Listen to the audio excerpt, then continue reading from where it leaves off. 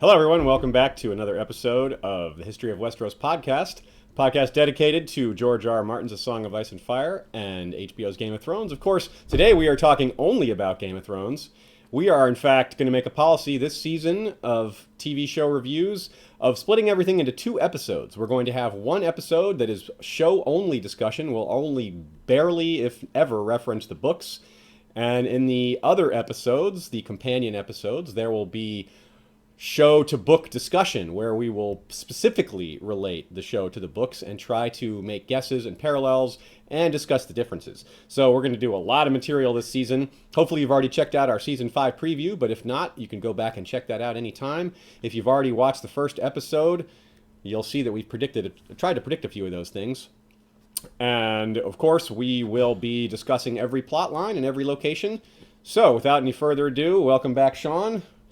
A lot of you, yep. Glad to have you again. A lot of you guys are familiar with Sean. You watched us last season and have been hearing his opinions. And we'll be, based on a listener suggestion, we're going to do something a little bit different. I'm going to try not to talk too much about a subject before I let Sean discuss it, so I don't give him too many ideas. But that said, I don't have much idea what's going to happen this season either. Last year, I knew a lot of things that were going to happen because of book parallels, but this season, so many divergences. I'm kind of out there with you on a lot of these things. I have no idea what's going to happen other than some things I've figured out from looking at the trailers really closely. But we're not going to talk too much about what's coming. We're going to talk about what we've just seen. To be clear, we have not watched the leaked episodes, and that's going to stay that way. Ashea is also in that boat. By the way, Ashea will be back for the book to show discussion, and we're going to have some guests lined up this season, especially the guys from Radio Westeros, the guy and gal from Radio Westeros, rather. We'll probably also have a little of Jeff Hartline, and we're going to do a roundtable discussion for book people who, a support group for show passing book. We're going to have a roundtable discussion with several people involved in that, so that should be a lot of fun. But like I said, we haven't watched the leaked episodes. We want to be able to discuss the episodes one at a time, be able to make guesses as to what's coming. So we don't want to be spoiled on what's coming. But, of course, this is also one thing that I'd like to say about our show is we are the only A Song of Ice and Fire / Game of Thrones podcast that is heavily infested with cats. And we like it that way. So let's talk a bit about why we're doing things separately. And that is, of course, the main reason is, of course, because of the major divergences. The show and the books are their own animal now. It's almost like these are two entirely different stories with just a lot in common. So it really makes sense to discuss them separately. Sean, how do you feel about that? I know you've only read the first book. You are mostly still unsullied. It gives you some perspective on how things are different, though. Yeah, I imagine, in general, if you had two different materials, following each other, one copying the other, once there's some changes early on, even though they might be minor, the deeper in it gets, changes compound, and I can also understand so many reasons that you'll need changes in a show, just, casting decisions and, the cost of filming. I don't want to go on too much, but having read the first book recently, one change that I think is fundamentally meaningless. Caitlin trying to go down to warn Ned about the letter that she got, and in a book she takes a boat trying to beat him there, whereas in the show I think he's already there and she just shows up later on or whatever. I'm just trying to imagine how much effort it would have been to film her getting on a boat, casting a crew for that boat, all the water footage, getting down, and then even when she gets there and Littlefinger and Ned go to meet her and they go out on some trail on a cliff, it's not really necessary, and it would have been a huge production cost and sucked up a lot of time in a show that could have been developing something else, so lots of changes I can see the reasons for, but if I understand correctly, they're getting to the point now where they're diverging significantly. Yeah, they're just kind of making their own stories up in some parts, and in some ways that's going to be good, in some ways it's going to be bad, but we'll go through it and we'll see where it is, but we're going to judge it on its own merits for the most part. Like I said, this isn't going to be about comparing it to the book so much. I try whenever I'm watching a movie or something based on a book or a true story or whatever, my intent is to decide, is this good or not? as opposed to are they following the original or the true story. That's although even though I try to do that, I recognize your thoughts can still be swayed and tainted. So Yes. I'm sure there'll be lots of different opinions and reasonings. But I don't think any of it's going to change that the show is good, and also the book is good. Yeah, right, yes. So we'll try not to compare them too much. We'll judge them on their own merits. I agree. They're both good, they're both different, and they both face a different set of challenges in the creation of them. So let's start here real quick. Of course, you can always visit historyofwesteros.com to check out our art page and our forums and a lot of other fun stuff, especially for you all who are new to the show. Some of you are probably just discovering us, looking for Season 5 reviews. There's sure are a lot of them out there. I'm glad you've chosen us to enjoy Season 5 with. So let's get started. I think this episode is some people were a little disappointed with the episode because maybe they don't consider it as exciting. The pacing is a little slower, but I think that's not only completely understandable but entirely necessary. The end of last season featured a lot of arcs kind of closing. A lot of things were settled. A lot of things are restarting, and a lot of things need to be reacted to. Go ahead and say it. A lot of characters died. A lot of characters died. Yes, that's true. Tywin died, the Red Viper died, and a big part of what we're setting up is the reactions to those important character deaths. The big one being Tywin is probably the biggest one, but there are so many big ones. Let's go ahead and start there at King's Landing.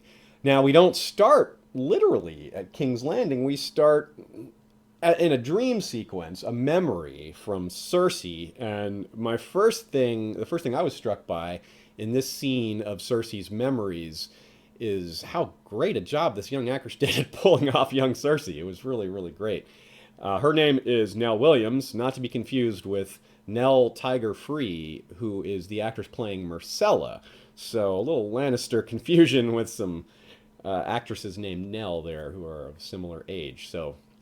But I think that, yeah, like I said, I think this Nell Williams did an excellent job pulling off young Cersei. She's got that attitude, and she goes that line, "You're not terrifying," and only hesitates slightly when she is asked for some blood, but she goes ahead and does it. She does do it, yeah. I was reminded of a thought I had, pretty sure it was last season, when she was going to see the mountain. It was like leading up to the fight with Oberyn. Yes. Yeah, I remember now. He's just like slaughtering people, and she like steps over and through blood and dead bodies to talk to him, And I remember thinking that was, I don't know what the word is, an indication of her willingness to get dirty. She's not just off in some tower ordering people around. She's out there, talking to the executioner, stepping through the blood of dead men. And you kind of see that here too. She's walking through the woods into this witch's hut. She's pretty bold and fearless, and is willing to stand up to someone who maybe she should be afraid of, but was bold about it anyway, So I think it's an interesting consistency in the presentation of her character. Yeah, I agree with that. And she is also, the witch kind of tries to intimidate her, and it's like she comes back at her. She says, "You're not threatening, you're not terrifying. I'm going to threaten you. If you don't do what I want, my father's going to find out about it." So that's Cersei. Always, no matter what, she just doubles down on I'm in charge. It's a very consistent part of her character. I like that. But the actual event itself, this is where things get pretty interesting. She asks 3 questions. She's allowed 3 questions. She takes the 3 questions. And the first question, I'll go ahead and get your reaction to each of these. The first one is, when will I marry the prince? And she responds, "You will marry the king." Yeah. And of course, that's kind of straightforward already. We see that happen. He's already married Robert, and he's already dead. But at the time, she thought she was going to marry Rhaegar. Yeah. And that probably doesn't need a whole lot of discussion. It's the next 2 questions where things get a little more interesting, a little more intriguing, a little more mysterious. Will the king and I have children? Is the next question. And the answer is, he'll have 20 and you'll have 3. Gold will be their crowns and gold will be their shrouds. Okay, so go ahead, Sean. What does all that mean? Yeah, obviously, it meant that he was having kids without her, Yeah, which we all kind of know anyway. Yeah. Which I wonder if modern Cersei, because that scene kind of cuts to her in that carriage. I wonder if she's like going through her mind, how many have I killed so far? Like 17 or 18? Is a huge number. Yeah, right. But yeah, and she said she would have 3. which one, assuming you believe the prophecy, which oftentimes prophecies are and have been very accurate, she's not going to have any more kids. She Yep. She is 40 in the show, which isn't, so that's not a huge surprise. Yeah, but, yeah. But Tywin, if you believe what Tywin was saying last season, he was kind of expecting that she could still have kids, maybe one with Loras. Of course, that we know how that might have gone, but things are a little different now. Yeah, he just refuses to see some things that are pretty blatant. Their gold being their crown and gold being their shroud, She says that for all three of them. Yeah. So on one hand, that could be a hint that Tommen's going to die. But maybe Marcella could also be a queen without Tommen dying. Maybe, I don't know. Plus, they also just all have gold hair. Right. And, well, furthermore, beyond that, gold might represent just the Lannisters themselves in general. Your own name is going to be your own doing, so... Mm-hmm. I do appreciate scenes like that. I think that one wasn't necessarily super profound to me. I kind of see all this anyway, but I do like that the show puts an effort to present it and did a good job with it. And then the final question is, but I will be queen? And she says, yes, you'll be queen until another, younger and more beautiful casts you down. Yeah. I'm not getting the exact quote there, but that's the gist of it. What do you think that means? I guess there's a few kind of obvious ones, but it's not straightforward which one she's talking about. There's multiple candidates. Right, it could be Daenerys. Cersei certainly is afraid of Marjorie at the moment, but maybe it's Dany. But I will also point out that, again, as accurate as prophecies often are, they're also vague enough. What did she think? That she was going to be queen and there would just never be another queen? You know what I mean? It's not... Was it that bold from Melisandre to predict that Joffrey was going down? I don't know. But it's definitely neat to think about how Cersei interprets these things. What's driving her, what motivates her, having these thoughts planted in her since she's a little girl is new insight to her character. I agree with that. And, of course, we're immediately reminded of this as Cersei gets out of the litter, having just remembered these prophecies, especially this last one about a younger, more beautiful one, because she's walking up the steps and Marjorie gives her a look. She kind of gives her the eye, and Cersei just stone-faced stares back at her, which doesn't break her expression at all, but it's not a friendly expression. And then Cersei goes back to being imperious, makes all the mourners wait, goes into the burial chamber, not the burial chamber, whatever that big room is in the sept there, and Tywin sitting there with his creepy eye things over his those weren't body. Creepy, those are totally normal.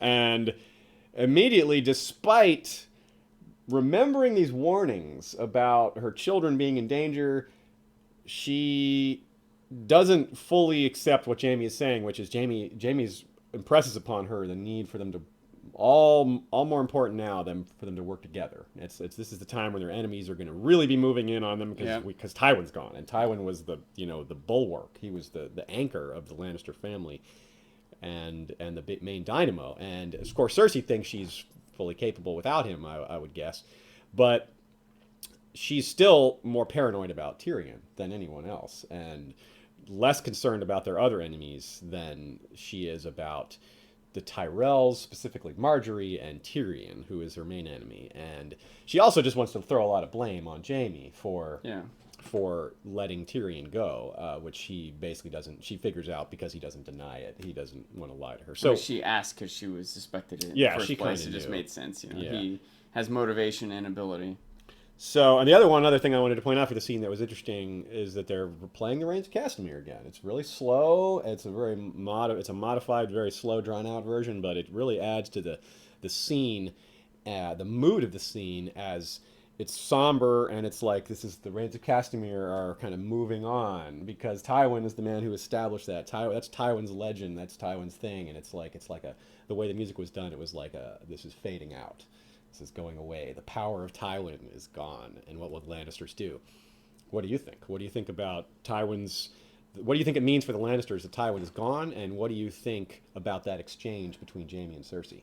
Yeah, I thought that the exchange between Jaime and Cersei is about what you'd expect. And, Tywin being gone, it's not... I want to point out, it's not just that Tywin's gone. Tyrion's gone too. Yep. However much Cersei likes him or understands, he's a big part of their success. He's done a lot to help them, and it's worth noting, Jamie, on a certain level, Jamie's gone too. He's not what he used to be. He's may still command a certain amount of respect or authority, or whatever, but he can't actually just take on anyone like he could before. Right. The Lannisters seem to be in bad shape. They haven't exactly won the war. Maybe Robb's gone, but Stannis is still out there. We maybe have better insight than Cersei or even Tywin, but Roose isn't exactly, not the most trustworthy ally. Exactly. Something's still, Balon has still not been handled. Maybe he's not a current threat, but Dorne is not extra friendly now, so I still feel like the Lannisters and maybe the Seven Kingdoms are in dire straits. Maybe not each of the kingdoms of the Seven Kingdoms maybe isn't in dire straits, but the Seven Kingdoms as a unit, I don't know how much longer it's going to last. Well, that's a good point to bring up, especially because, again, this episode is all about setup. It's setting up a bunch of different arcs and new plot lines. And so what's being set up here is how the Lannisters are going to face these challenges without Tywin. Will they tear themselves apart? And without Tyrion as well. Will they tear themselves apart? Will they, band together? Will they be able to hold on? That's a big open question. But one of the other new threats that is less obvious and is less apparent is something that we discussed in the preview episode that's become apparent from the trailers, showing that the Faith seems to be getting a little more powerful. And our first inkling of that is with this next scene, or not the next scene, but this later scene. We're sticking in King's Landing for all the King's Landing plots, which is Cersei coming face to face with Lancel and his father, Kevin. And now remember, Kevin is Tywin's brother. Kevin is Tywin's only living brother. His other three brothers long since dead, or his other two brothers long since dead, rather. And so this is an interesting, it's a bubbling up new threat. The Faith is gaining power, and no one wants to be on the wrong side of religious zealots. It's a very important thing for a ruler to keep in mind. The way the winds are blowing in terms of how the faithful are believing and how they're feeling. So that is something that that is a new threat for Cersei to deal with, and maybe one she doesn't really see yet. Any thoughts on that, Sean? The power of the Faith and maybe the rise there. What did you think about Lancel's transformation and about his return? You can even tell that he's a different guy, partly because it's a younger actor and he's gotten a lot bigger. He's not wearing that wig. I assume it was a wig. He's not wearing that wig anymore. He looks different, but what do you think? I thought it was interesting. I'm kind of thinking along the lines of Dantos. Was that the name of the knight that Sansa saved? Yes, Dantos the Red, yes. A relatively minor character, popped up in a couple scenes, kind of like Lancel, right? And then goes away for a long time, and then comes back interacting with the main character significantly. Like, maybe this wasn't just some side throwaway character. Maybe he has a bigger role to play. Although Dantos didn't last very long. We'll see what happens to Lancel. But another neat, I want to call it a reveal there, was especially because they set us up a little bit by what they show us in the previously on. They're like, hey, remember that scene when Robert's hunting and Lancel's giving him wine? Yeah. Well, Lancel and Cersei in this meeting here, he's like, kind of like, I'm not that same person. She's, I don't know what you're talking about. That didn't happen. Right. And I don't know if that's supposed to imply that she just encouraged him to get him drunk, and maybe she did that all the time and was hoping eventually he'd screw up. Maybe that particular time there was something in the wine. Maybe Robert got too drunk too fast, didn't totally have his wits about him because Lancel and or Cersei, quote-unquote, poisoned the wine. Maybe not some deadly poison that killed him instantly, but something that maybe got him more intoxicated than he normally could handle. Well, here's where I can't remember if this was explained in the show or not. In the books, it's made clear that he was given strong wine, which is like triple strength. Okay. So, okay. yeah, they just got him really drunk. There wasn't... it's possible the show did it differently. That's a small gap in my carryover from show to book. But I suspect it was basically the same thing. And even if it wasn't that particular time, I just still can't help but wonder if Cersei just did it all the time. Every time he goes hunting, give him lots of strong wine or whatever, Well, she knew that this was a particularly important time because of the threat to herself and the way things were shaping up. But let's not get too far off tangent there. Yeah. But so the other thing is that Cersei would talk that way, I guess, is because she's worried about who's listening. Even though Varys is apparently gone, she still has that kind of, always be careful what you're saying in this castle. You never know who could be listening, even though we're in our own chambers, etc. So she's just kind of got that same. It's almost still a modern sensibility. Like, you never know who's recording you. It's still giving Lancel the point too. Like, this isn't a thing you can use against me. Mm-hmm. No one knows but me and you, and I'm not going to admit to it. So don't try. Yeah. Well, here's a thought I want to put into your head and get your reaction to. What happens a lot of times with people who become religious is they feel guilty over things they've done before. And he has two major things that he feels guilty for. One is for his part in Robert's death. The other is that he committed incest with his own adultery with his aunt, right? So those are two, and Cersei does not want either of those things coming out. That would be very bad. So you've got this guy that now, if he swears to tell the truth under some circumstances, what's going to come out? It's very dangerous. I feel like Cersei should kill him. Not like I think he deserves to die, but knowing Cersei's character, her position, her power, and his threat, it should be nothing to just have this guy killed. She can go kill 15 infants. But people knew that she did that. They found out, sort of, or rather that's kind of implied that Joffrey had a lot to do with that. Yeah. Regardless, I don't think she should have any moral problem with having this guy killed, and she has strong motivation. Maybe it's just a matter of, can't you do it without getting caught or whatever. Right, because that would add another thing to her list. Kinslaying is highly looked down upon in Westeros. It's one of the worst things you can do. So let's move on to another part of King's Landing. We have another scene that involves different characters. We have the potentially very dangerous, potentially younger, more beautiful queen to cast aside Cersei, and that's Margaery. And in fact, Margaery alludes to putting Cersei aside in this scene. But first, we're introduced to Sir Loras having some sexy time with Olivar. Olivar, if you remember, is the same character that is basically Littlefinger's second in command. He seems like he may have taken over for Ros after Ros was killed, as Ros had ascended to a much higher position, to a management job, basically.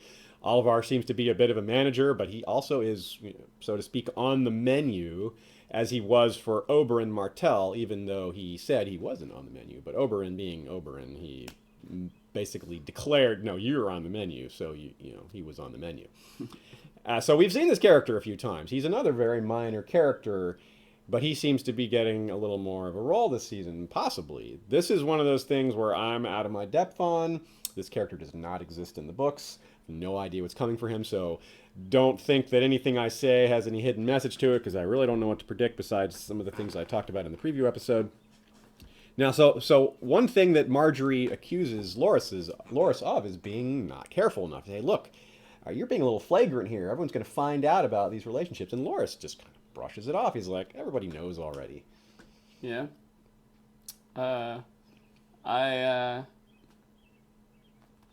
I kind of see both sides. I feel like Margaery, even if he's correct, that everyone knows, I still think Margaery's right, that you need to keep up the show. Just in case. Yeah. Especially because you don't necessarily want other people to stop keeping up their shows, among other reasons. But right now, it's easy for someone to pretend they don't know. The Loras is like, what do you mean? You can't say that. Bring me proof. But if Loras just does it out in the open, then someone might be obliged to take action about it. Too many witnesses, potentially, as well. Or too many people. The rumors are too big. So that could be something he's faced with. But more in the meantime, Margaery raises some other points about them. They discuss their own pending situations with regards to the Lannisters. Now, Loras thinks to himself, he's kind of optimistic in a sense that he doesn't have to marry Cersei now.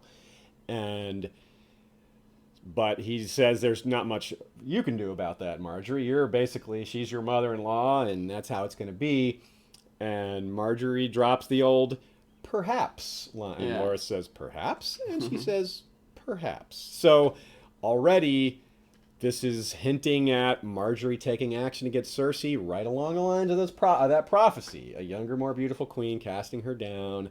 And Margaery's pretty much openly talking about doing this, about getting rid of Cersei, pushing her aside. It doesn't necessarily mean killing her, but getting her, maybe taking her down a peg, something. What do you think? What do you see there as Yeah, far as I potential? was curious what she had in mind there. I didn't know if it meant she was going to push the marriage with Loris after all. And say that was her plan. How would she do that? Maybe she thinks she can manipulate Tom that much. I don't know. I'm not sure what she's got up her sleeve. I'm interested to see. Maybe somehow she,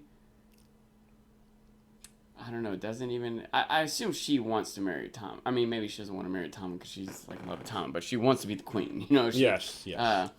But I'm not sure what she thinks.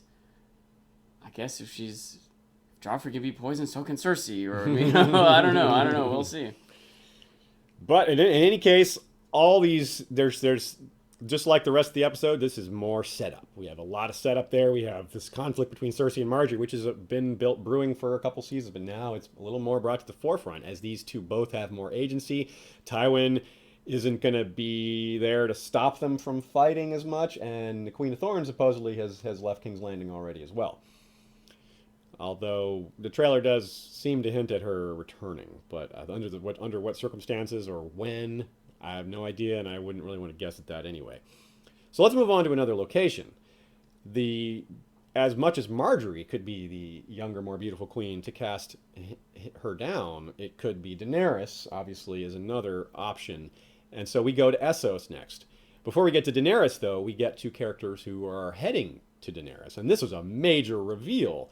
Some people saw it coming because, Varys and Tyrion start going to the other continent to go to Essos. And, well, just trying to keep all the plots together. Where else would they be going other than to Daenerys? That just makes sense. There's not a lot of other options. Is that kind of what you saw? I mean, I was considering they might go to Dorne. I was considering they might go to Braavos. I really wasn't sure. I wasn't sure if they were going to stay together. Right. But you guessed at least this possibility. I didn't. I don't know if I thought it was the most likely, but I certainly thought I was in the top 3. But they basically come out and state that that's what the goal is. Illyrio talks about, a better ruler, someone with great bloodlines, as someone who has the power to rule and the ability to do so, and who is a standout. And Tyrion says, good luck finding him. And Varys, of course, makes it quite clear who he's talking about by saying, who said anything about him? But Tyrion still needs some convincing, doesn't he? He's looks like he's almost potentially drinking himself to death. And, of course, he did just kill his own father. He's lost his home. He killed his ex-lover. He's just been floating in a box. Probably not in the best physical shape or mental shape or any shape in the first place, just considering his conditions of late. Yeah, so he's had a lot of time to just nothing to do but sit and think about what he's done and what the rest of his life is going to be like. And he basically seems to conclude that the rest of his life is pointless, it's meaningless, and that he may as well die. And there's a few comedic moments that are also kind of sad, but it's important to remember a few things about this scene. This is the same location that Daenerys is first seen at in the first season with Viserys, right before her marriage to Khal Drogo. This is Illyrio's manse. Apparently Illyrio isn't there. I'm not sure if they're just not going to bother using him in the show at all, or if he's going to pop up later, but it looks like they may just not use him. He's a busy man. He can be elsewhere. That's true.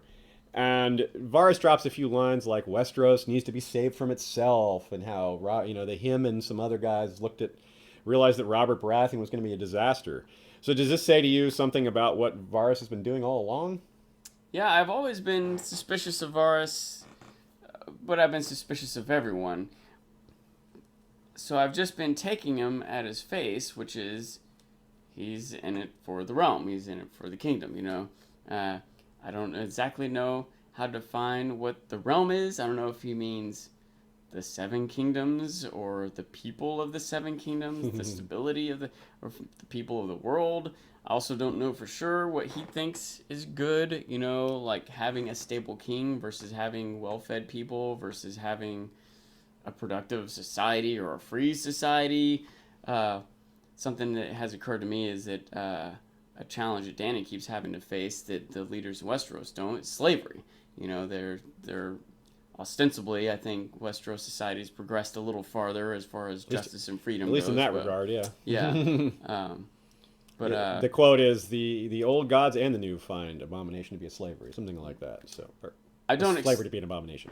I said that backwards. I don't expect this to be a direction that they go, but I mean, I don't think it's like crazy to imagine if Varys shows up to is it Marine? Where is Danny at now? Danny is at Marine. Yes. Marine, and they still have a long way to go to get there, by the way. And he's got this idea in his mind. I'm gonna get Danny and go back and save Westeros. And you might get to Marine and be like, we need to stay here and save Marine. This city and all the surrounding cities have slavery. This is what we need to conquer, you know? Or at least use it as sort of practice for bigger yeah. challenges in King's Landing, where she's going to be ruling potentially an entire continent rather than just a city with some local cities that are, involved in the politics. It's going to be a much larger scale of things to deal with.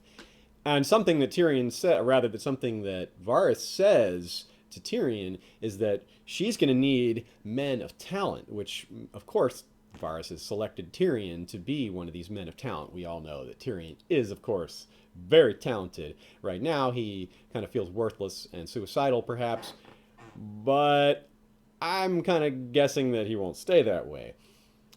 So what we can maybe expect to see is Tyrion maybe coming along a little bit more, maybe coming around on this idea, and we'll see. But what is very clear, and I like how they make this segue in the show, is they immediately move on to Daenerys, and they show the kind of problems that she's having. The kind of problems that Tyrion and or Varys would be great at helping her solve. And that's these problems of, a shadow movement, this rebellion behind the scenes, kind of trying to get a foreign populace to behave, so to speak. And all these challenges of ruling that Dany not only hasn't faced in her own because of her own lack of experience and age, but that pretty much none of her counselors have faced either. She's got characters like Hizdahr and Grey Worm and Barristan helping her, but these are mostly soldiers and... Well, Hizdahr is a local, and he's useful because he has local knowledge and is tied into the culture. But Barristan and Grey Worm, these are soldiers first, bodyguards and fighters. They're not politicians. They don't have these kind of skills. You can really see the fit for Dany needing this kind of skill. What do you think? Maybe to put it to you this way, what do you think that Tyrion and Varys will mostly be able to do for her, assuming that's what happens?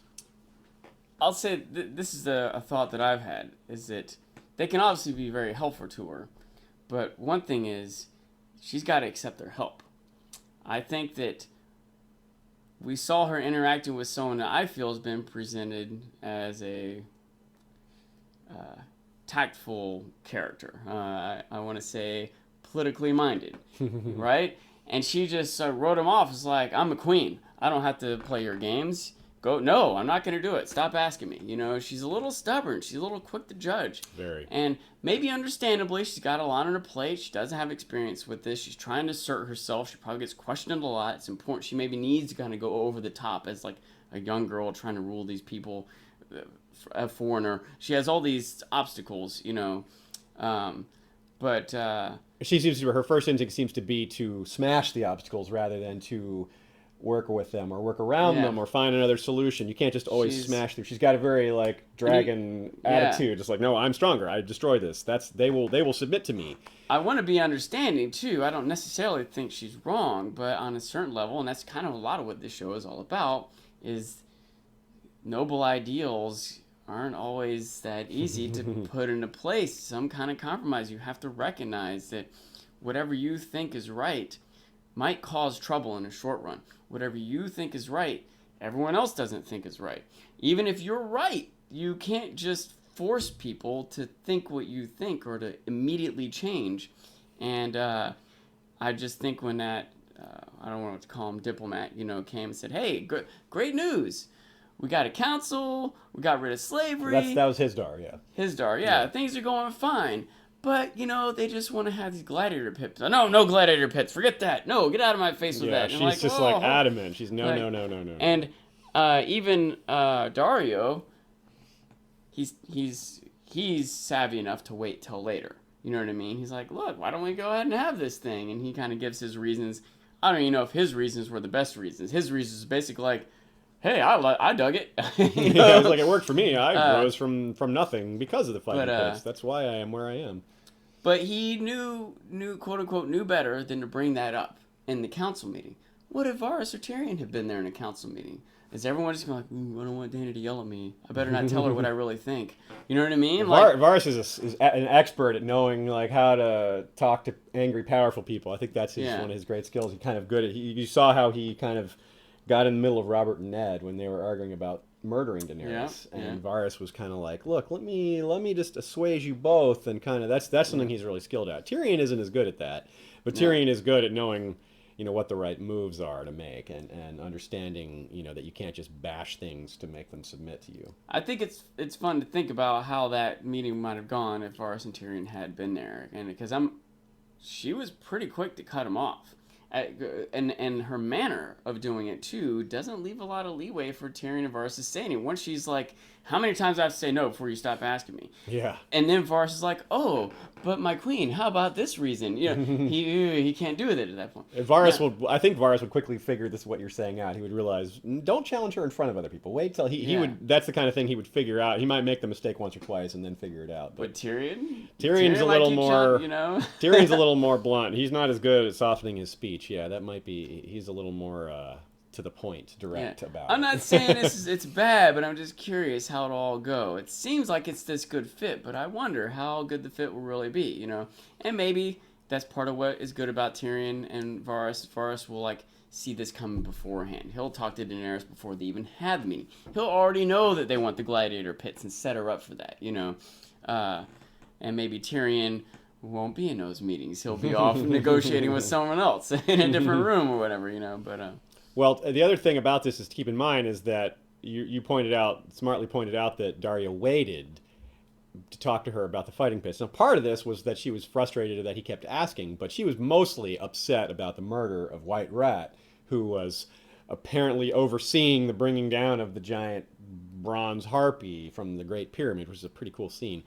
But he immediately goes to a brothel of some kind and, just gets some cuddles and a song, and then gets his throat cut by a son of the harpy, that's the group, the shadowy group that I alluded to, this kind of rebellious group fronted by old powers in Meereen that are not accepting of Daenerys' rule, but they know they can't openly challenge her, so they have to wear masks and do things in the shadows. But they're also making a direct threat to her.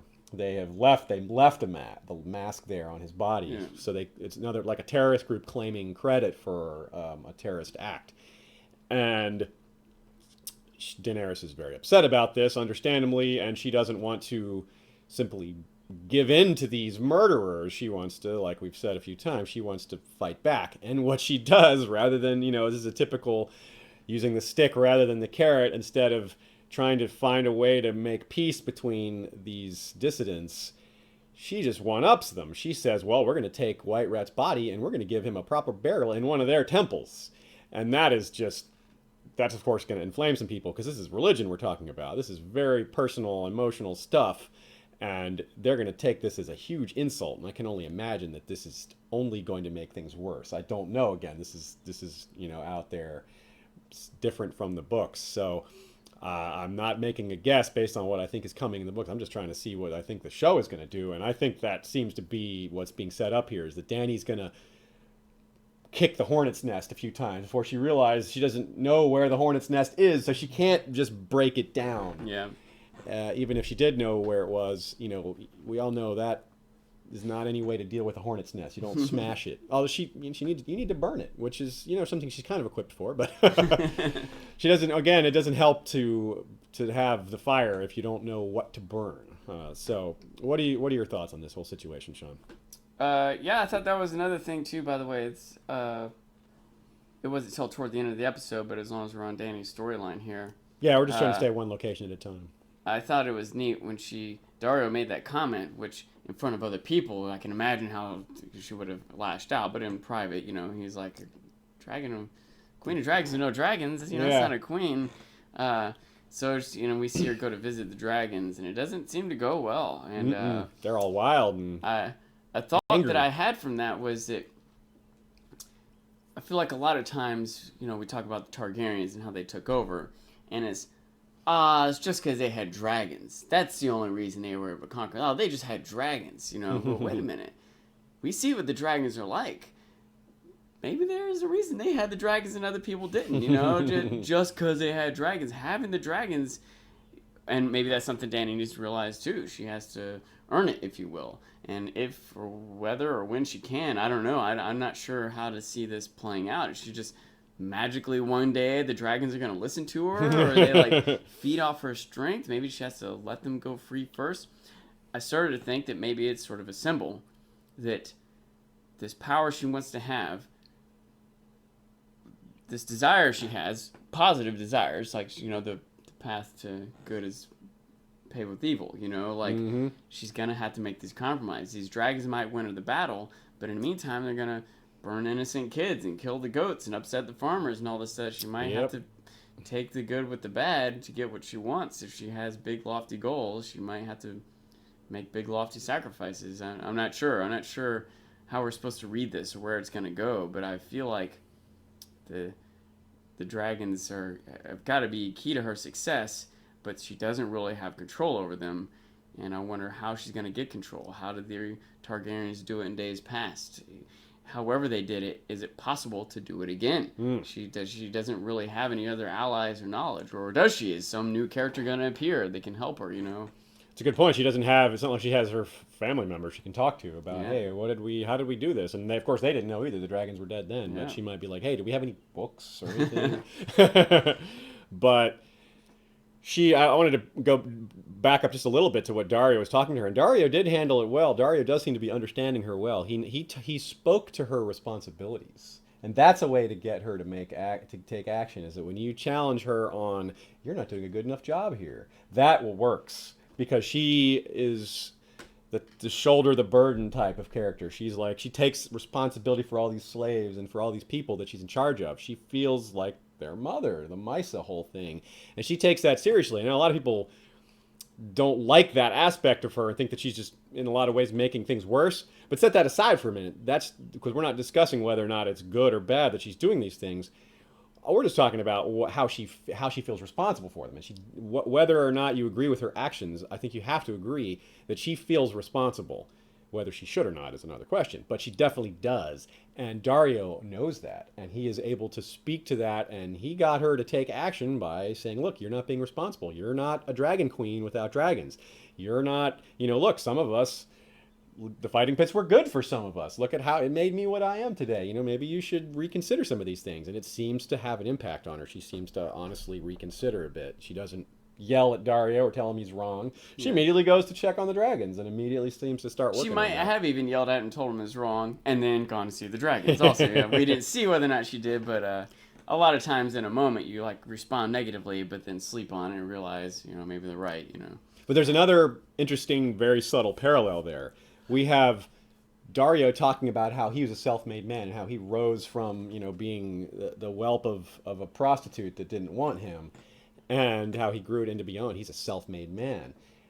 And Varys was just talking to Tyrion about how, hey, some of you guys, you were born with wealth and power. Some people work their way up from the bottom. Yeah, that's true. And that's a little sneaky catch there, I think, but paralleling Varys' attitude with someone like Dario, and how these kind of characters need to shed some light or help Daenerys see from her.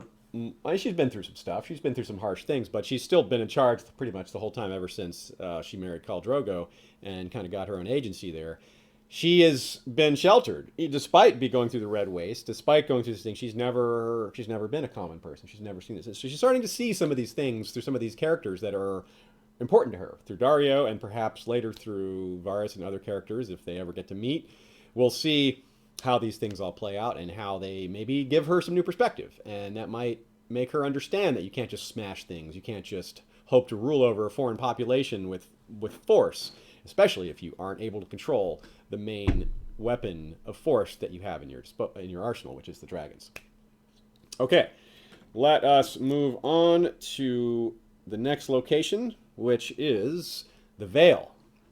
Let's talk about the Vale. We've got a couple different things happening here where we see a little bit of comedy, which is underlined by something a little gross. And what I mean by that is we see that Sweet Robin is they're trying to teach him how to fight, and he appears to be quite hopeless at it. It also comes out that he's 13, which means that a couple years, at most a year or two has gone by. That means he was being breastfed as an 11 or 12-year-old by Lysa, which is pretty creepy.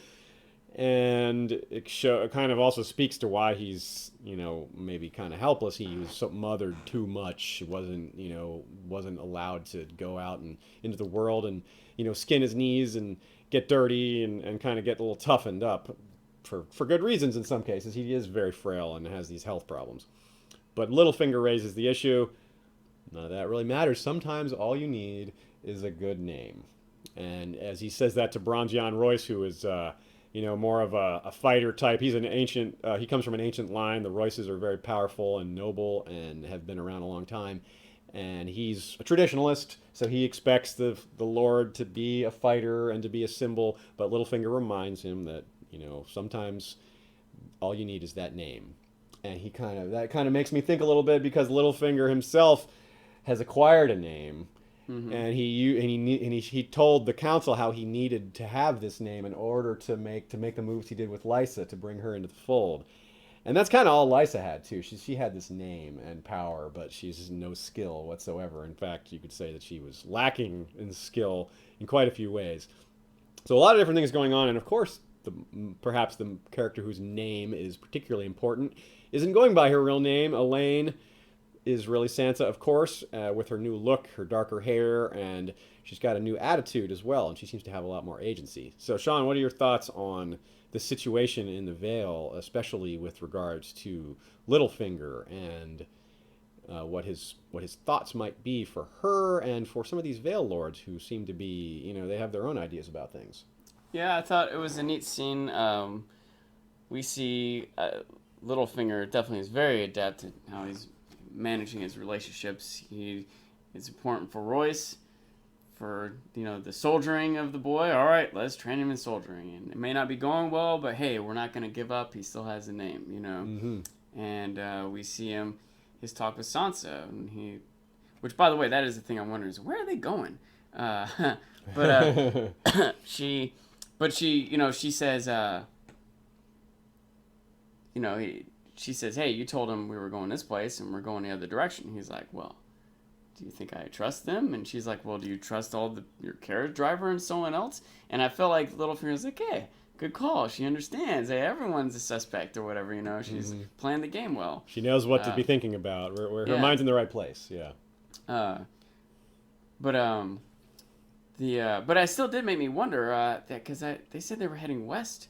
And I guess they're pretty far east in the first place, so they could be going almost anywhere. But I'm still not sure where they could go that he thinks that Cersei won't get her, won't be able to reach them, that would be called west and not north or south. Like I thought if they were going to Dorne or to the Wall, maybe that's out of Cersei's reach. But then I could be wrong, but I would have said, but we're going north or we're going south. Maybe they have to go west first no matter what.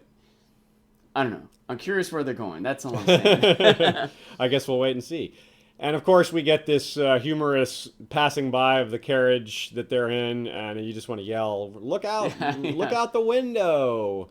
Because there's Brienne and Podrick, and Brienne is just depressed. She's kind of hopeless and aimless, and she kind of is taking it out on Podrick a little bit, saying, "Hey, I don't need you. I'm not even a knight. You can't be a squire. I'm not a knight." All this stuff. She's just venting and doesn't know whether she can succeed in her quest. She has no idea where to look for Sansa. She feels rejected because Arya didn't want to go with her, and that was, it was such a close thing for her. She probably thought she was actually going to maybe complete this important part of her quest, and then it slipped through her fingers and seems gone forever. Also, her head's probably ringing. She just got smashed up pretty good by the hound, right? That's a good point. She's probably aching and in a lot of pain. You're right. That can't be helping. And they don't have horses anymore. So but again, it's just more setup. We're just showing, okay, well, this is where Brienne and Pod left off. They lost their major, they lost a big part of what they were trying to do. But there's still something else out there for them to do. And hey, it just passed by them in about like a couple hundred yards or something. There's another thought that I had, by the way, while they're conversing and watching Robin fight, a note is brought to Littlefinger. He opens it up, reads it, puts it away. Doesn't seem to really react, just continues business as usual. But he did. There was a note they got. I wonder what that was. I wonder if it was like, if that note was something to do with why they were heading west. I wonder if that was Tywin Lannister is dead. If that was like the word getting around, or if it's just showing us Littlefinger's like in charge of running things and keeping informed. I hadn't considered whether the news about Tywin they didn't broach that subject at all. They mentioned it at the wall. At the wall, yes, definitely. He said Stannis was fired up about that, and so. And that was the thing that made me think, oh, maybe that was Littlefinger finding out too. Word's got to spread. They're having a meeting. People from around the Seven Kingdoms showed up to the funeral or whatever, right? So the word's got to be spreading. Yeah, you might think they already know, but if they don't, that is a very good guess at what the news might be. It could be something else. But it might be someone. I don't know. Might be someone at Harrenhal. Hey, Lord, come rule us. Right? They would have to go west to get to Harrenhal. Signed the ghosts. So we see, again, like I said, this is more setup. We're seeing Brienne is starting to get a new idea of what, she's kind of resetting her energy and saying, hey, what am I going to do now? Where am I going to go? And Podrick starts to kind of gets her turned around a bit and kind of talks to her the right way and kind of starts to point her in the right direction and make her see that there is still things for her to do. And we can see from the trailers that there is plenty for her to do. They appear in the trailers a bit. There seems to be some fighting. She seems to be fighting some people, so... Certainly some action scenes with Brienne coming up. We look forward to that. But for now, there's not a whole lot to know other than we're just getting ready to see what's happening. It's really just the ball is just starting to roll. So let's move on again. Let's go to our final location, which has several subplots, and that is the Wall, where there's several things going on. And we'll start with the first scene at the Wall, which is where we see Jon and Gilly and Sam and Ollie. One little tidbit there was we see there's clearly no major hard feelings there from Jon. Ollie being the one to kill Ygritte, he understands. He doesn't seem to have any sort of problem with the fact that the kid did what he did, and he seems to be training him. I like this little plot line. I like that Ollie is coming along, that he's learning to fight. I like that they did this character. It's something that's not in the books. I think it's a good change. It kind of makes sense to me that there would be a few refugees, which they do have in the book. There's refugees in the books for some of these wildlings, but and a few of them become characters, but none of them are little children. None of them are boys who had their parents killed by the wildlings. That's a new thing. I think that's pretty cool. What do you think of that character? What do you think? Any ideas for what might be in store for him? Like I said, not in the books. No idea. I don't know. I think it's interesting. I also I love the show a lot, especially for the sake of this podcast. I watch it 2 or 3 times, and new things coming to my mind. In general, when you rewatch something, especially if it's something that's rich and deep in the first place, like Game of Thrones is, you miss things. You start off just getting the superficial characters, plots. Go back again, you start to get emotions behind it, stuff going on in the background, what they're wearing, and little details. And I was specifically thinking about that. Is Jon kind of being a little tough on him? Is he being like, he's like, keep your shield up, kept hammering at him. It's like seemed upset with him even, and but I don't feel like he was necessarily like, I'll get you, kid, kill my girlfriend. Kind of, it was like, look, if you're gonna kill my girlfriend, you better be a freaking great warrior now. Keep your shield up, I'm not wasting my time on you. Also, there could be a little of Jon has lost so many friends recently. He's like, look, you are, you're I'm not losing you too, or something like that. I don't know how fond he feels of this kid, but I get the sense that if he doesn't feel fondness for him, he's developing it. Of course, the Ygritte thing might be a barrier there, but I agree with you. It doesn't seem like he's mad at him at all. He seems like you're damn it, kid. Do the right things here. Stay alive, kind of like a tough love kind of thing. He's not like an Alistair Thorne type where he just like shames him and insults him into doing better. He's just bottom line. You got to get your shield up or you're gonna die. And maybe Jon is approaching it better, but you on some level can see where Alistair Thorne. On some level, he's being tough because hey, it's tough. You need to get used to it being tough, Yeah. And you see some of there's a question that you had from last season is what happened to Alistair Thorne. You can see that he's got a major limp. Yeah. And that's a big question. In this opening scene at the Wall, a major question is of the current lack of leadership. And we hear that Alistair Thorne is up for the job. He wants to be Lord Commander. We also hear that there's a guy named Sir Dennis Mallister who is up for the job, and he is the commander of the Shadow Tower, and that is to the far west. And we haven't seen this character. I assume we will. He was cast, although I know the actor died during filming. He was an older man, so I don't know if his scenes even made it into the show or not. But he will. Basically, the question of leadership is open right now. They don't know who's going to take over, and there's some tension.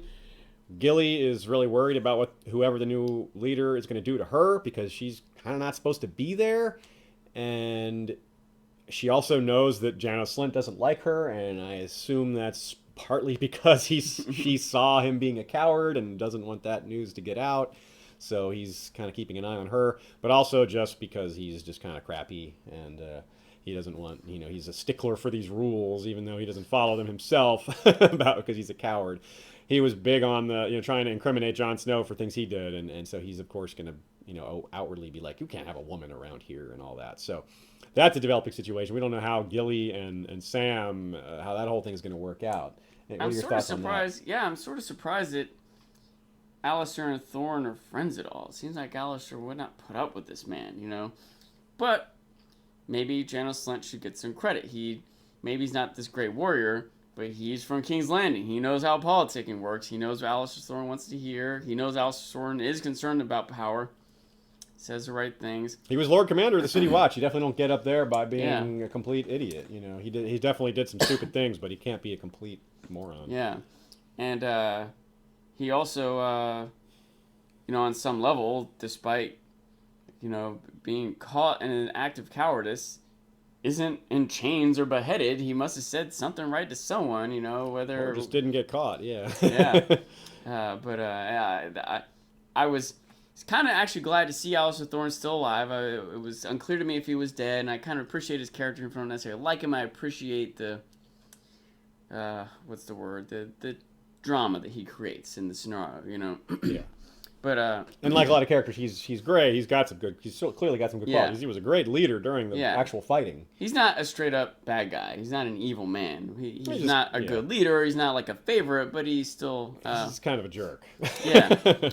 But I was gonna say Janos Slynt, I feel like I need some more explanation. I don't understand how he's still walking around, much less by the side of Alistair Thorne. And he's a baby murderer. You kind of just and a coward. You just kind of he's just one of the characters that you're clearly supposed to root against. There's a lot of great characters in the show and even more in the books, but this one is very, in terms of black and white, he's very... Some characters come around. Like, it's true, you never know. Jaime starts off like he's presented as a Kingslayer and kills a kid or tries to. It sleeps with his sister, and then we come around to like, wait, maybe he's a good guy? He's a lot more likable than we first thought. Maybe Janos Slynt is going to be the savior. Maybe he's going to ride a dragon with Dany in the battle.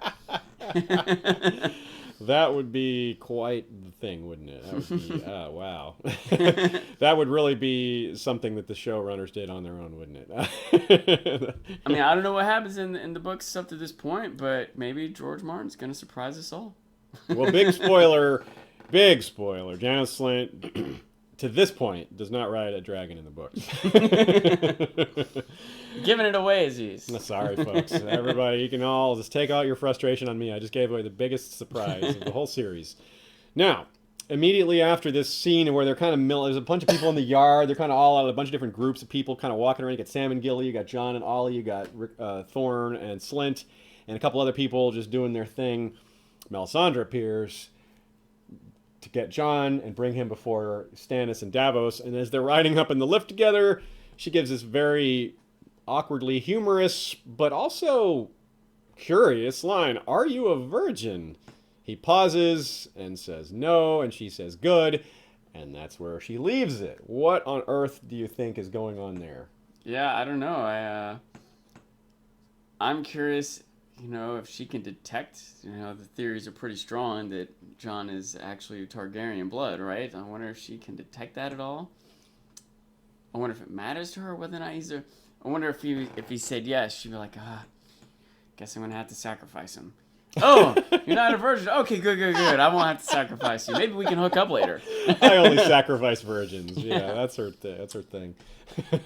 So, yeah, I don't know. I think it's definitely interesting. Well, here's one thing that, again, this is not a prediction from the books. I don't know what is happening here, but what about what is the one of the main things she did using sex as a device was to create these shadow creatures? Can you what would she do with a shadow creature, a shadow baby, as we call them sometimes? If that maybe that's what she's got in mind is to like create one of these with John. I don't know if the man creating it has any like we don't know how this magic works at all. We don't know like does the man providing this the seed does it matter who this guy is? Does it does his blood impact it? Is it important who he is? Is it just she just needs somebody willing to do it?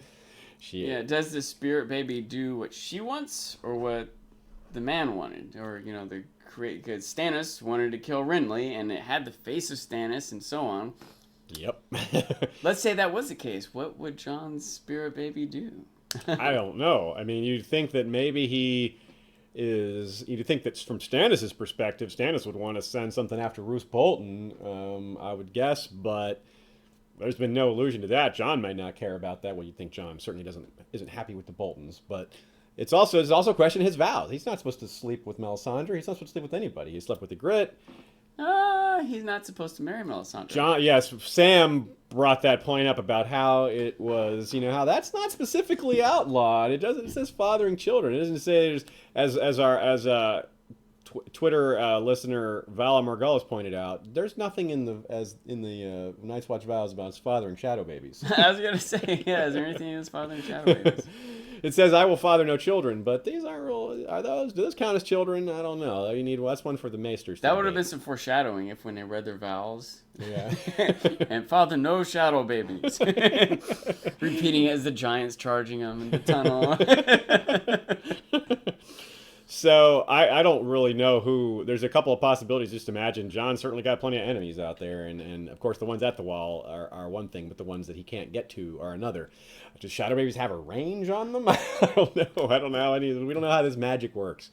But another possibility is what's going on north of the wall. Maybe she could send one north to maybe take out some wildling target, or even the three-eyed crow. Could be I don't know why she'd want to kill him, but he's out there. But not apparently not. Not at this point anyway. And although maybe she will become aware of him at some point. So that's that. I don't know. That's a big open question. It's very interesting, and it could lead to some very when we kind of veer off into supernatural territory like that, it's really hard to predict what's going to happen. So that's a big thing to keep our eye on. And there's been some allusions to some sort of maybe a relationship between these two, but that might be what the relationship is. It's more of just she doesn't seem interested in him as a lover, or like you don't ask that question as a way to flirt. She's got something bigger in mind. She's thinking, large scale. She's not thinking, I might be able to get some here from handsome Kit Harington. I don't think that's what this is about. Maybe that too. Yeah. Maybe she's also got that in mind. But I mean, in the meantime, something we can be a little more certain about is Stannis' plans. Jon is presented to Stannis, and Stannis makes it very clear what's happening. Two things: Mance needs to kneel, or he's getting burnt. Or actually, three things. Second of all, he wants the wildlings to fight for him, one way or the other. Third of all, he's going after Roose Bolton. He's going after him soon. He's got the men. He's got the mercenaries he hired through the Iron Bank. He wants to supplement his army with wildlings because those are people that can carry weapons. That's an army. There's a lot of people that know how to fight. So Stannis is going to use what the weapons that are at his disposal. Use the men he's got.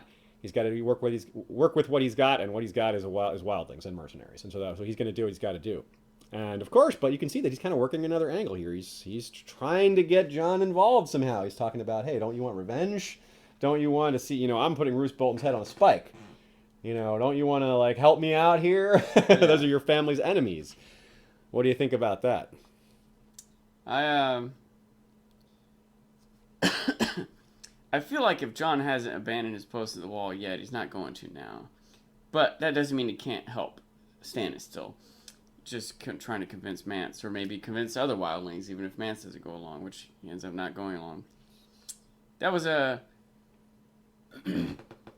frustration that I had with this episode, which I don't know if it's this episode or the writing or the characters themselves. I'm not sure what to attribute it to, but it's like frustrated with Dany and how she handled things. I was frustrated up here in the wall too. I felt between Stannis and Jon and Mance, they should have come up with something better. They should have coordinated. I feel like these are wise, experienced enough men with enough at stake, with enough understanding. I feel like Stannis is trying to decide how to conquer this land. And on some level, maybe he's even recognizing the threat of zombies. Certainly, really is an army of 100,000 wildlings. I got to beat Roose Bolton, and that's just the beginning. There's a lot at stake. There's a lot of men to coordinate. There's a lot of resources at hand. And he sends a 20-year-old kid to go negotiate with the leader of 100,000 men and gives him until sundown tonight.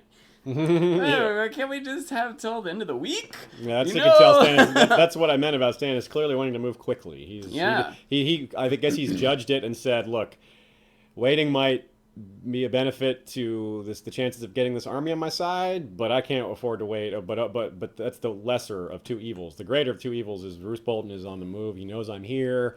I can't wait. I got to move now. I think he feels the sense of urgency. Davos seems to agree. And that's also just Stannis' his way. He's not a guy who likes to wait. He's also very stubborn, and so is Mance. They're both very, very, very stubborn men. And I also, don't get me wrong, understand he might need to be urgent, but I still feel like the difference between a day or two of negotiation, it's not like if they decide to leave, I'm not even going to take the time for this burning ceremony. We're leaving now. How quick are they going to get to Winterfell? You're still talking, like, I assume, a matter of weeks to get a whole army of men down to Winterfell, right? It might not take weeks, but it would take a little while. Yeah, but at least a week. Yes. Does it matter if they get there in 7 days or 9 days? It depends on the route and the weather and all that. They have the King's Road, which makes for fast enough travel. And it may matter if they get there in 7 or 9 days, but I can't believe it matters more if they get there in 7 or 9 days than if they show up with 12,000 men or 112,000 men. You know, Seems like maybe I'm nitpicking, but I feel like there should have been some more discussion. It's same thing from Mance's perspective. I think when Jon comes to him and said, hey, Stannis wants you to, and he's like, even if he needs to be stubborn, I can understand like the reasons why he might need to make this sacrifice, as a martyr for his position or to keep the people together. I try to go through much of if-then scenarios, right? Let's say Mance does bend the knee and says, all right, I'll yield to you, my people will yield to you, and we're going to go fight Roose Bolton. It's possible that when he does that half the wildlings are like, what? I can't believe you bent the knee. We're out of here. Forget this. We'll fight to the death. You can burn me alive. I don't care. But that still leaves 50,000 more men that are going to go along, Even if only 10% agree, that's still 10,000 more men in his army that he can have. That might be what Stannis is realizing, that he's like, some of these guys will join me no matter what Mance does. Right. There is the flip side. If Mance doesn't bend the knee, half of them might be like, what? I can't believe you killed your leader. We'll fight to the death to stop you. But the other half might be like, well, don't burn us at the stake. We wanted to go fight anyway, let's go. So yeah, you wonder if how well this will work. You see, because these wildlings, they saw him burn, and they saw how horrible it was. Of course, Jon put an end to it, obviously, but there was that moment of panic, and even though Mance accepted his death right away. The moment Jon walks into the room, Mance is like, yeah, I'm willing to die, basically. He's like, this is our last meeting. It doesn't have to be. Yeah, but it is. He knows it. He's like, I'm not backing down, and he knows how important it is. He's like, look, I'm not going to be able to make you, Jon Snow, understand. Even though you were amongst us for a while, you're not going to understand how important this is. You don't understand the wildling psychology like I do. Yes, this is a tough spot I'm in. Yes, maybe my living would have more value, but no, I don't think so. I think that the more important thing, the best thing I can do for my people is to die standing, to not die kneeling or to not kneel and have my men go fight for Stannis. They may end up fighting for Stannis anyway. So that's the big question of whether Mance's plan works. But Mance is certain and isn't going to be talked out of it. I actually think Stannis kind of respects him for it. I think because he gives him one more chance to kneel right before he's burned, and he's like, nah. And Stannis is kind of gives him that look like, Yeah, I wouldn't have bent the knee either. Yeah. I do think that I think there's such interesting characters, and I think that's part of what adds to my frustration because I think they have outs that don't even include sacrificing their integrity. That's part of my issue here. Is I think that Mance said, and I think we kind of knew. John kind of knew. John was or realized. John thought it was about pride at first. Mance said, it's not about my pride, but what it is about is because first of all, I do think Mance has pride, but there's just things at stake that are bigger than that. This isn't about. I do have pride, John, but that's not what this is really about. What this is really about, I think Mance is trying to say, is saving my people. Okay, so let's say it's about saving your people. What happens if you get burned at the stake? Either your people are going to go fight with Stannis anyway, or they're going to die to the zombies, right? I feel like that's the thing that keeps being forgotten. It's not like go fight Stannis or not go fight Stannis. It's die to the zombies or not die to the zombies. I think that's the bigger picture thing that's not my pride that wasn't being addressed. It's not about my pride. This is about my people not fighting for Roose. Wait a minute. It should be not fighting against Roose. Against Roose, yeah. It should have been, this isn't about my pride. It's about saving my people from the zombies. How does he think that bending the knee or not is going to contribute to saving people from the zombies? Well, here's one thought I have on that is that Stannis knows, or Mance knows that Stannis knows that he is under the gun. He has to act. He has to take his army south. He can't hang around the wall for too long. So if the wildlings don't follow Stannis, I think Mance realizes that he's going to have to do something with them. He's going to have to let them do their own thing or just kind of hope they don't cause too much trouble, hope he can get as many of them to fight for him as possible. It's hard to imagine Stannis just trying to burn 50,000 wildlings. Like, how could he even capture them all? How could he even gather them together? I've been thinking about this a lot. I don't want to cut you off. No, that's fine. Go ahead. But yeah, this is probably the thing about the show that I want to say most bothered me, but has also inspired the most kind of thought about the characters and the actions that are going to happen. Because one thing I started to decide is, okay, Mance dying, especially this particularly gruesome death, might keep his people united even in his death, right? One thing is it was John's idea is I'm going to go kill Mance, and then they'll just fall apart. No one's keeping them together. Yeah. This might be a way to keep them together even if he's gone. Does that make sense? Mm-hmm. Making this sacrificial death. One thing he's a martyr now. Right, yeah. Right, becoming a martyr, right. So that might be important to saving them against the zombies also.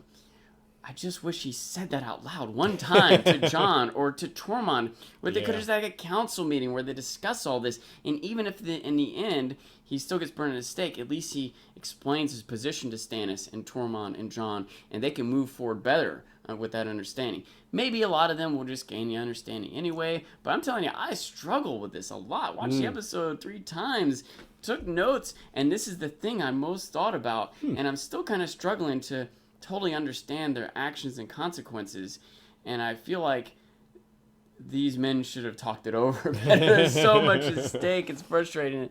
I also, on some level, chalk it up to the way it's got to be presented on TV. We can't watch 20 minutes of an episode of a council meeting among, It's not as entertaining. And I guess this way gets me thinking about it a lot too. But anyway, what I was building up to is that Stannis can't actually beat that wildling army. He can only hold the wall against them. And that wildling army can't really beat Stannis either, as long as he's at the wall. Yeah. But Stannis knows he has to leave. Leaves the wall to go attack Roose Bolton, then the wildlings might be able to make it over the wall. If the wildlings make it over the wall, Stannis might be Roose Bolton, but then he has this whole new problem in his hands right back where he was. So I don't know how smart this was for Stannis either. It may have been a mistake, but you know how Stannis is. He's stubborn. He may have thought, oh, surely he'll bend the knee. And when he's threatened with burning, he may have just been like, of course he will. And he didn't. Stannis can't just be like, okay, I'm not going to burn you. That's not Stannis. Stannis is going to go through with his... He's definitely going through with it. Although I don't know if it was smart for him to not think that Mance wouldn't go through. He's seen other men be burned too, right? Like that was a scene in a past season where Melisandre's got all these people who don't want to follow her religion, burn them all right, burn them all alive. And it's even an issue. Davis is like, yeah, she's burning people alive, like any of them could have I'm guessing they weren't all like great warriors once of the wall, leading armies of 100,000. A lot of them are just random noblemen, still willing to burn to death. Maybe he just totally underestimated Mance. But it seemed like you should have talked to him first, and then they went totally underestimated. Maybe they could have come up with a better plan. Well, Oh, it's dawning on me that this is a theme of this episode: is people in leadership positions trying to bludgeon their way through obstacles. You have Cersei just trying to beat down obstacles. That's been an ongoing theme for her, but it's really brought out in this episode as she's facing issues, but she seems to be focused on, her view is very narrow. She's overly focused on Tyrion and perhaps on Marjorie as well. And on herself, we'll say. Right, and Daenerys, of course, we discussed that at length, how she's just trying to break these obstacles, break the wheel, breaking the chains and doing all these things, and how she's not being subtle. She's just trying to, I'm going to smash this down. Stannis, same kind of thing. He's like, I'm going to put Roose Bolton's head on a spike, and Mance Rayder's going to kneel to me. That's that, and if he doesn't, he's burned, and there's this recurring theme of characters just trying to smash their way to success and it not really having the results they expected and it not really working very well. And or we see how it's starting to take them down the wrong path, or how it looks like, I don't know if this is going to go very well. So all of these characters in these leadership positions seem to need maybe to learn to work with other people and make some compromises. These are characters that are Cersei, Daenerys, Stannis, not compromising characters at all. And it's kind of showing how they need to compromise to succeed. It's really showing how these lack of compromise is really causing problems. And in the Vale, we see the opposite, how we see that it's like a foil to all that. We see Sansa and Littlefinger being like, oh, we're just telling people what they want to hear, and we're figuring out like, I don't trust these people, and we're do behind the scenes. So it's kind of the opposite in one out of the 4 locations. But I want to point out also that it's a fair statement to say that Stannis isn't compromising, but I've pointed out before, part of why I appreciate him is because he will compromise. There have been several times someone pointed something out to him, and he's like, all right, fine, we'll do that. Like, I think he's willing to, when he sees the light, if you will, he'll shift gears. The light of R'hllor. It's true. What he's not big on is letting people necessarily know that he flip-flops. You're right, that he's a merit-based guy, and when he sees the truth, he doesn't hesitate. But if it comes down to, his stubbornness or giving in, if something isn't on the line, he's obviously always going to go with sticking to his By the way, guns. you know who else wasn't very compromising? Ned Stark. Very, very true. Ned Stark was very uncompromising. And so that's an interesting thing. Now, so what I want to close this episode with is the reactions that people had to Mance being burned. Because they went around the circle, and we saw different reactions. We saw some of the random Night's Watch soldiers kind of just a little uncomfortable, but most of them kind of held their stone faces. Melisandre does her preaching before lighting the flames. Mance goes to the fire very bravely, although he does show some terror when the flame starts to actually burn him. Can't blame him there, I suppose. Selyse flat out smiles, has a creepy smile. Shireen is uncomfortable.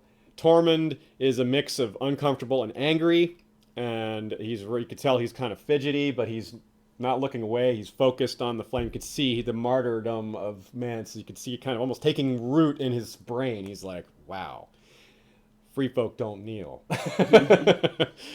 For real. This guy is, wow, he's rather be burned than kneel. Like, I don't know. I think some of those guys are really going to be fired up about that. I don't know in what way. I don't know how it's going to play out, but it seems to be a pretty big deal. And I'm excited to see where it leads. What do you think about some of that? Did you have any observations on the way people reacted to it? I specifically also wanted to talk about that. It started to affect some of my thoughts about like the decisions that Mance was making, and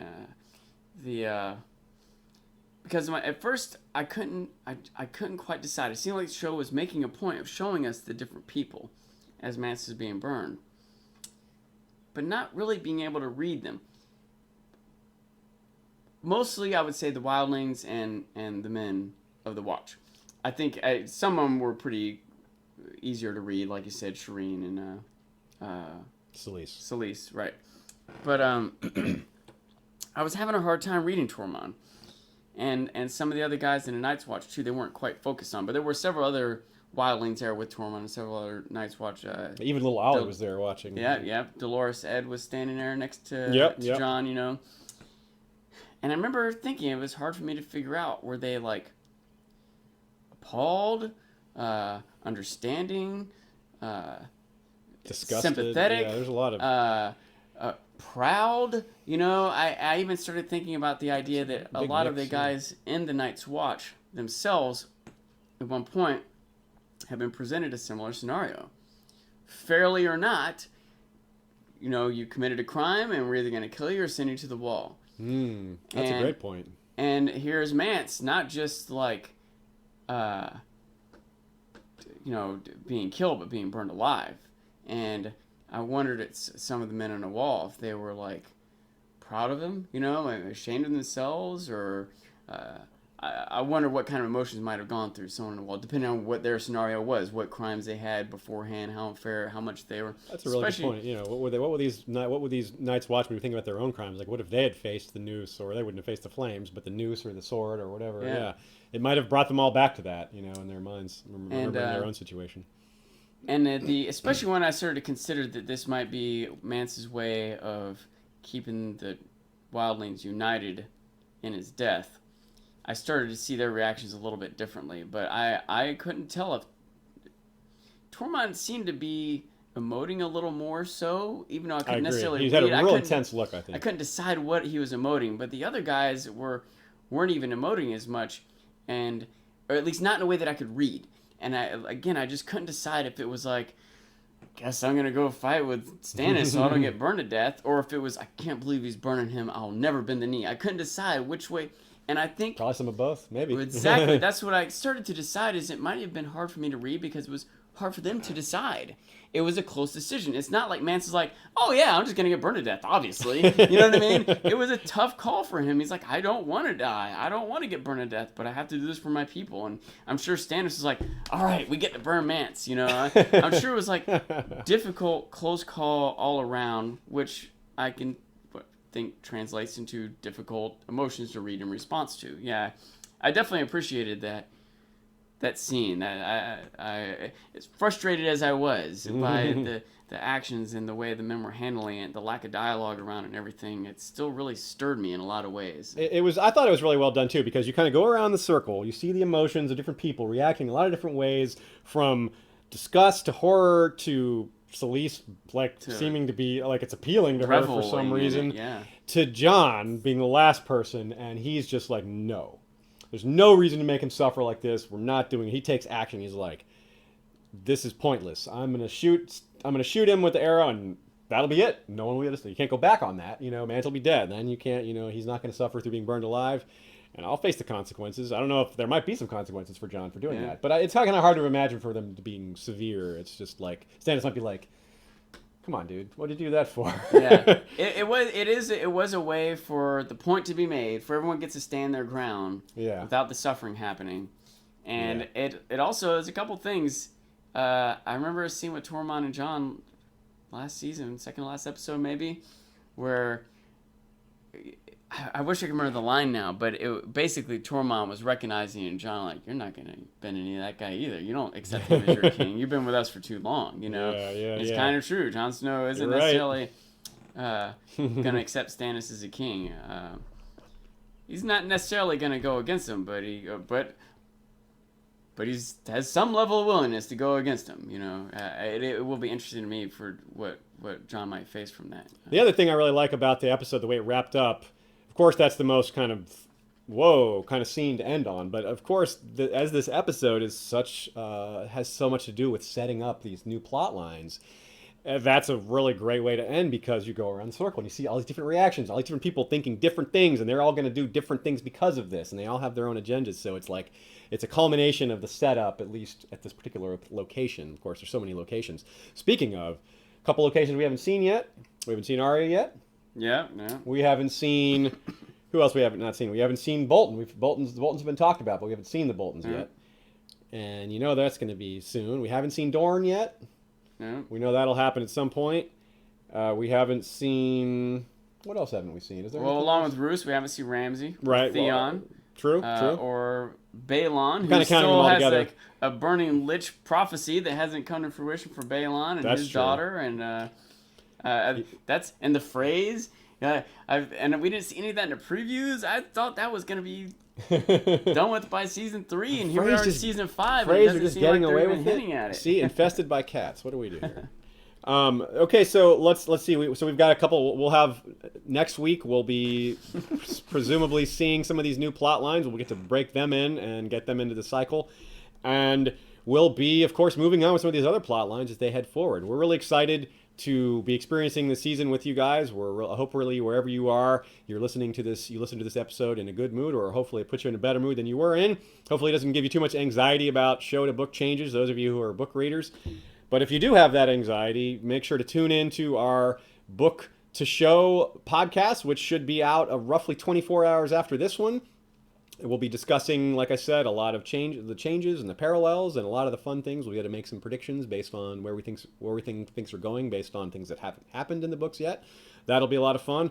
And like I said earlier, we'll have some great guests lined up for this season. We'll be announcing some of them as we go along. Shea will be back. We're also going to have, like I said, the folks from Radio Westeros. We might have Jeff Hartline. I already mentioned all these things early in the episode, but I'm just so excited about them that I wanted to make sure you didn't forget. So, also, very important, we always have to take care of the people that take care of us. And that means giving credit where credit's due. Thank you to our Patreon supporters and those who support us through PayPal. There are a number of ways to support the show. They're all found at historyofwesteros.com. On the right sidebar, there are a number of different ways to help the show through PayPal donations, Patreon support, as well as going through our Amazon links to shop through Amazon.com. Anything you buy through those links costs the same as if you bought it normally, but we get a little bump. It helps the show out. It's kind of a free roll. Everybody wins. So if you can, go ahead and help us out that way. If you can't, spread the word. Tell people to check out the show, to watch us on iTunes and or YouTube and or SoundCloud.